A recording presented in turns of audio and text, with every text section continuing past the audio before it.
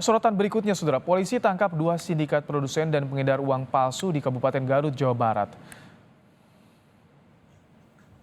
Dari tangan tersangka, polisi mengamankan uang palsu 3 miliar rupiah, bahan pembuat uang palsu, serta alat pencetak uang.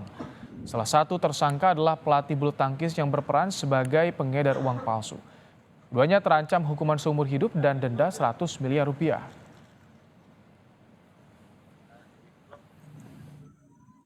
Satu tersangka dengan inisial A.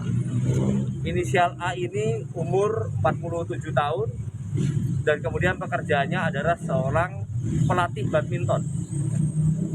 Dan pada saat kami melakukan penggeledahan, ternyata didapati sejumlah barang bukti, ya, di mana di situ ada satu kotak besar yang di atasnya terdapat sejumlah uang 100 ribuan yang diduga palsu, dan kemudian adanya 23 bendel uang 100 jutaan dalam bentuk uang 100 ribuan.